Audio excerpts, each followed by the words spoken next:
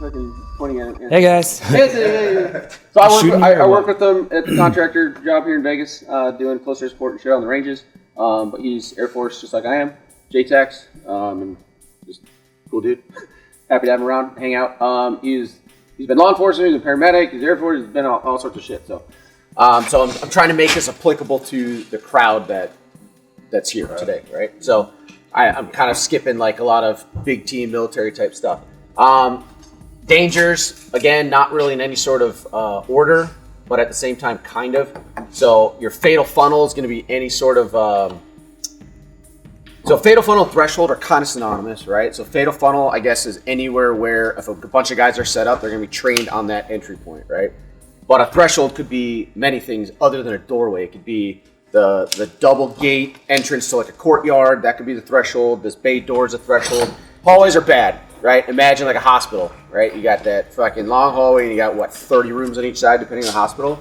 If you're in a room, it doesn't matter how many doors are in that room. Like how many doors, what's the most doors anyone's ever seen in a room?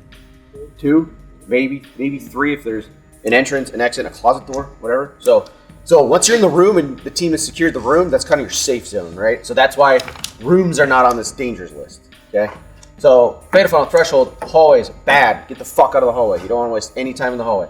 Stairwells, terrible, right? Imagine those stairwells that just keep going like this, like think of like 9/11, like the trade towers. I bet, I don't know, I've never been there, but I bet you could look down in between and there's fucking whatever, 800 feet of, you could probably, drop a fucking marker or something. So stairwells, you can get shot from so many different areas. And on stairwells, we'll put this, I'll just put it here. They'll be doing this for like a week straight, and then we throw them into like a 4-story hotel, and they come in and there's a lobby and there's grand staircases, and you have 3 different tiers have you guys been in the Luxor? Oh yeah, it's wild. That's fucking 4D as shit, right? Cool. So those are your danger areas. So as you're going through, like if you come back out and look at this list, you're gonna be like, oh fuck, I felt in danger more in the hallway than after we secured a room, and I'm back in the stack waiting to go to the next unknown, right? So those are dangers.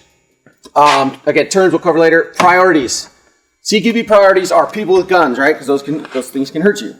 Next thing is people.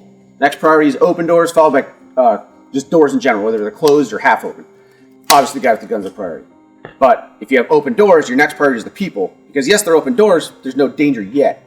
You have people in front of you. So you're always addressing the next priority in that list based on what you're finding as you flow through the house. So if I'm number 1 man and I enter and I go to the right, the second guy should not go to the right, correct? But this doorway is a perfect example. So based on this doorway being on the edge, and we can see that long wall and that's exterior, we know this is a corner fed, and we know the majority, 90% of the room is that way, right? Okay, so number 1 man's never wrong. Number 1 man's never wrong. Dig your corner. That means as you're rounding a corner, if I'm going to go this direction and I come in, I don't just kind of like lazily point my gun in this direction. No, I need to fucking, there's my corner, I'm fucking going to it. So imagine if this was an extra foot of space, right? Enough for a human being to hide behind a door, and I was going left, because technically if this was another foot and a human can fit there, it's now classified as center fed versus corner fed heavy right. That means, and a human being could potentially hide there, that means I gotta look behind there. I have to dig that corner. So instead of just doing one of these half-ass like, oh, no one's there, and continuing, I'm gonna no shit fucking come in and I'm gonna fucking dig that corner, right? And if guys are behind me, they're gonna flow past me. And again, the stack and the team is gonna see that and recognize that, hopefully. Cross cover is gonna be this guy's gun pointed that way, this guy's gun pointed that way. Once you get inside an actual structure, or an actual room within whatever structure, say number 1 man ends here and number 2 man ends here, they are cross cover. Okay? Say there's a bookcase and we don't know what's back here, right? So 1 man comes here, he's cross covering. 2 man is going to stop here because he sees there's danger. And number 3 or number 4, he's going to come up, and what are they going to do? They're going to get side by side, and they're going to clear that structure. And as they rotate, they're going to end in cross covers. So that 1 meter rule is just kind of something to get in guys' heads to just remember that. Like, you obviously don't want to flag, but tight quarters, like you might be moving your gun past the guy, and I just flagged Anthony's foot, like to get around some corner or whatever. So Trying to do it, but it's just one of those inevitable things with CQB. Easiest thing to forget. So 4 guys flow into this room. They got everything locked down. Is the last guy just to stand here with his back towards the door. So hypothetically, we just came from here, so it should be okay. But say this is external breach and there's a whole Afghani village right here. I don't fucking know what the fuck's gonna, like it was safe 2 seconds ago. Is it gonna be safe second number 3, right? So don't forget, last man in does his clearance and then he turns around and posts whichever way is the most advantageous for him to post. And again, he's not outside the door doing this bullshit like in the movies. He's posted up somewhere and every now and then maybe you can take a peek or whatever, you're listening, you're using all your senses to provide that rear security. And that happens every single room.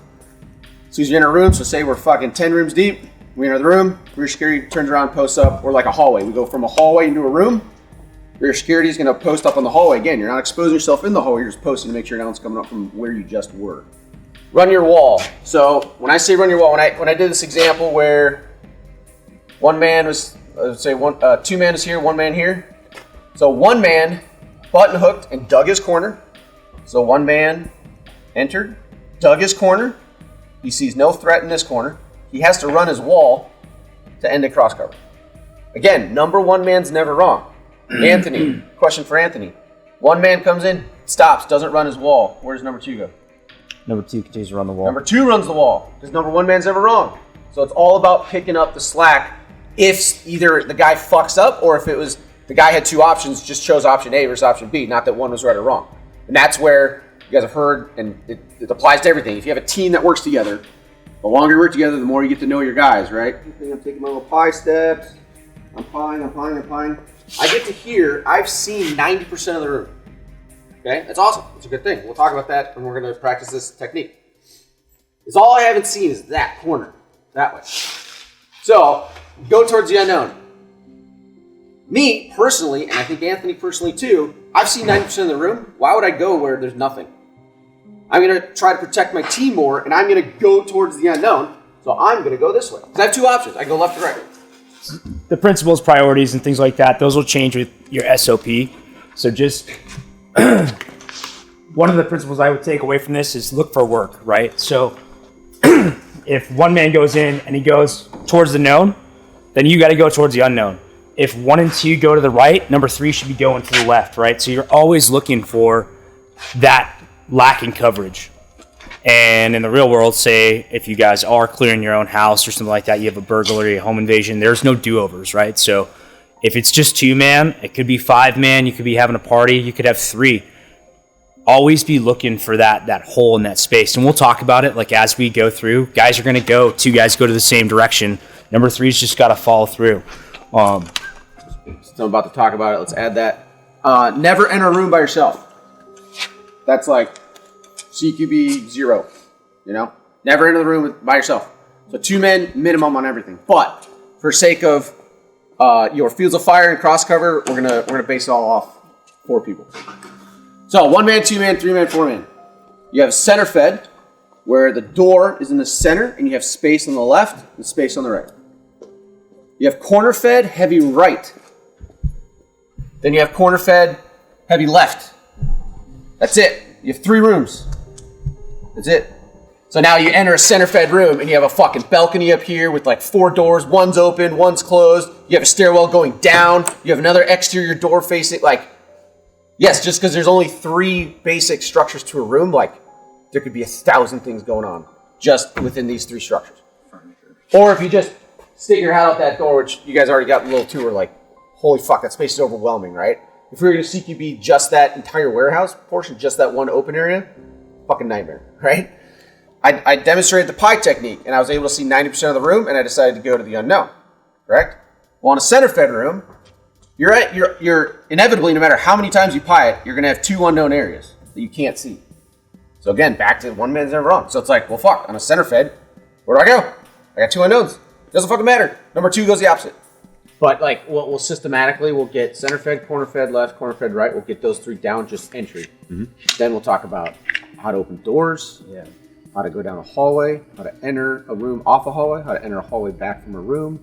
Then we go into all those, and we'll just do each one of those individually, and then we'll start do runs from it in its entirety, start to finish. So So we'll get each one down, and then we'll go because room to room is all you're doing is adding a linear hallway, and then there's a couple like it's all cross cover still, right? So that should be ingrained in you guys' head. Yeah. And then once we show it, it'll be easy. But we'll just do each piece at one time, and then we'll run it. And when you train on a team and you are the breacher and you are sure, but like After that, like it rarely ever goes to plan when it's like live. Yeah. or 16 man, depending on how big and we just got It could be a training scar too, but yeah, like I think you're more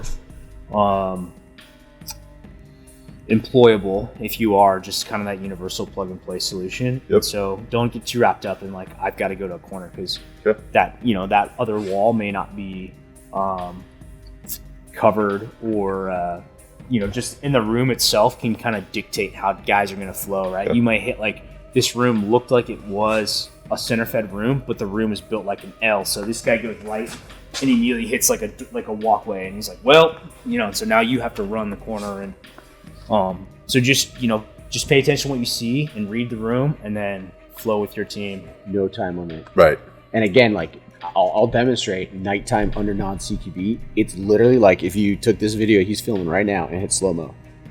It's like, and that's what you should be doing in the day. Like guys get so fucking fast because they can see everything in the daytime, and that's a scar for nighttime. So they try to go fast at night and they're fucking knocking their nods off and shit. So. Did you bring images?